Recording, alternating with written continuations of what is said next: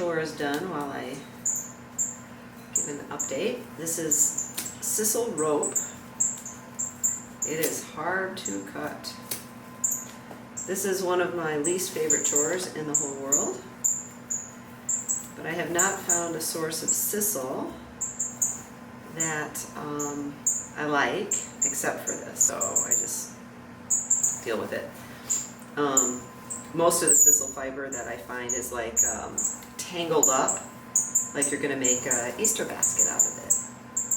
This is sort of very stiff and basically straight and very lightweight.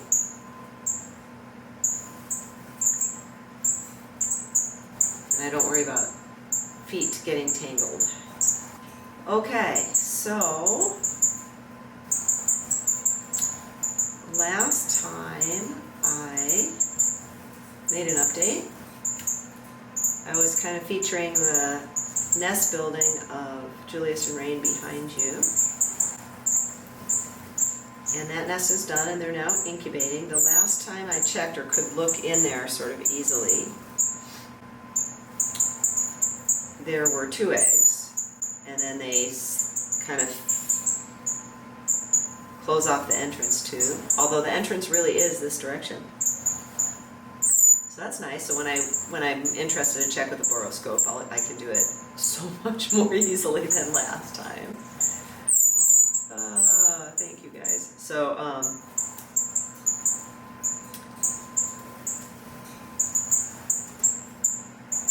anyway, judging on when they started incubating, I think there's probably 4 eggs in there, if I had to guess. And let's see, they are now on day 4 of incubation of their second clutch for this year. We'll see after a rest, maybe I will give them a chance to try for 3, and maybe they will even want to try for 3. But that all depends on how Rain is looking, and Julius to a lesser extent.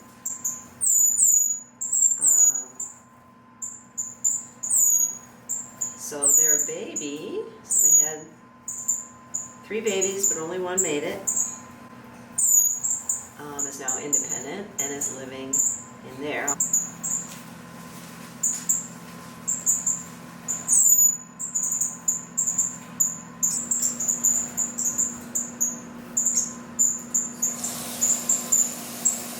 I first moved the baby in with Pee-wee, its older brother, or sister, which is a long story. And a little bit embarrassing that I cannot tell at age 6 months whether it's a female or a male.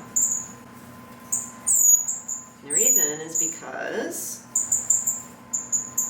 he or she looks like a female. Okay, not to bounce around too much, but this is a female twin spot. That's Buttercup.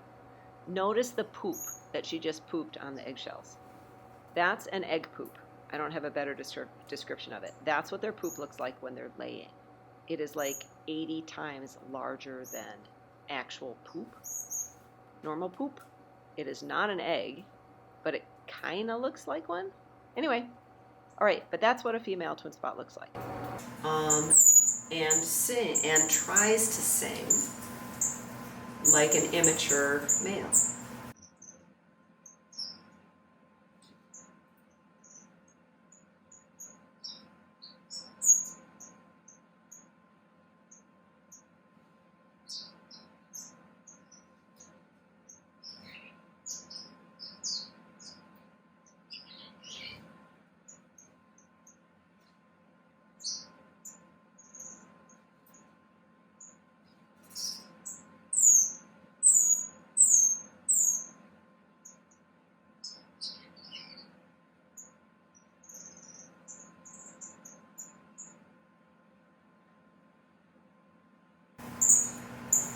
And I did a video earlier about how the song develops over time, and it starts out like a very, you wouldn't even recognize it as the same song as the adult. It's just kind of squeaky vocalizations, and a lot of the notes they can't hit or even try for.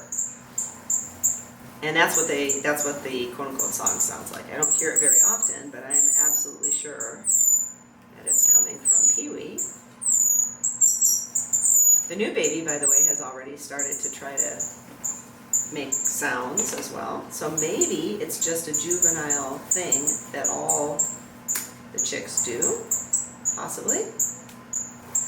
But anyway, so the new baby first went into that middle kind of cage, and now has graduated to be with the other young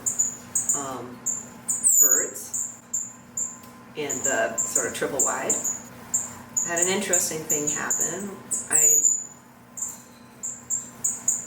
When I moved Wesley and Buttercup into the aviary, I had to move all the other twin spots that were in there out, all the bachelors. And so they went into this big, flight over here. And that was the first time they had been combined with the babies from Julius and Rain from last fall, the 3 babies. And right away, the one I call Luce, who I also thought was male because for the same reason, looks like a female, but was singing-ish, started chasing Peachy, one of the original import males. Like, obviously chasing, like instantly. And I thought, well, I don't know. So I put Peachy and Luce over in that double wide, and just kind of leaving them together to see whether they seem to get along. She's only 6 months old, so it's too early for her to have a clutch, but I'm just trying, if it is a she, but I'm just trying to understand their relationship there. Tristan has been moved into his own flight for the time being, so he doesn't interfere with Wesley and Buttercup, who have built another nest. I know they're not incubating yet. The fire finches have chicks. I saw 2 eggs did not hatch. They usually have a clutch of 5, so there could be up to 3. And I can actually look in the nest okay. I have to kind of manipulate it with my fingers if I want to look in sort of with my eyeballs. I don't want to do too much of that. I don't want to bug them too much, and they are 5 days old today. I think, ish. So that's pretty neat. They're super good parents. Well, they all are. All my guys are good parents. I think the reason that I lost the 2 chicks for these guys, I don't know. I was prepared to do, boy, this, I don't know if you guys want to hear this. You might not want to hear this. So, when you necropsy a little tiny bird, you have to preserve them. You have to take samples first, fecal samples and samples from inside the mouth, and that would be looking for bacteria and things that would be destroyed if you were to preserve the little body. And they have to be preserved in formalin, and I did not have any formalin when the first two chicks died. And I was kind of waiting for this third one to die. But I was prepared now, so I had the stuff I needed, because you have to do that right away. And the chick didn't die, so I'm super happy about that, but I don't truly understand why I lost the others. And I would really much like to understand why I did. So they're going to have another clutch, and I'm going to do something different this time. I'm going to treat them prophylactically for pathogens, basically kind of 4-in-1 treatment, so it treats 4 different kinds of things that all can be treated together. I don't think it can hurt, and it's possible that it can help. Yeah, that's what this is. Coffee, Sissel. This that I've done so far is about half of what the parrot finches will use. Yeah, I guess I should talk about them. So Peter and Molly, who were over here, nothing, as it turned out, nothing was wrong with them other than they just didn't like the shock to their system when the aviary got cold quickly and then warmed back up fairly quickly. So it just threw them into a mold. It was nothing more than that. They are not yet in breeding condition. I'll show you a video how you can tell, because they don't have the brood patch developing. It'll be obvious as a line down their chest and belly. And until that point, they're just kind of like playing house, sort of thing. So they're not ready yet, but they are looking around for places to be, so I want to be ready. And they go through a lot of nesting material. They build a big, beautiful, robust nest. And right now, they're bickering about where, and that's what they typically do. They have like, Molly picks out a spot that she really likes, and Peter picks out a spot, and they keep trying to, sell each other on the one, which sounds like, they kind of make the same argument. I'm really happy here.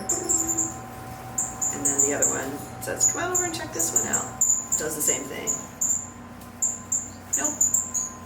I like mine. And then they bicker.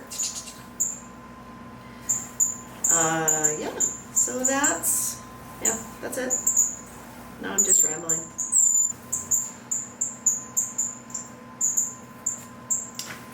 Enough for now.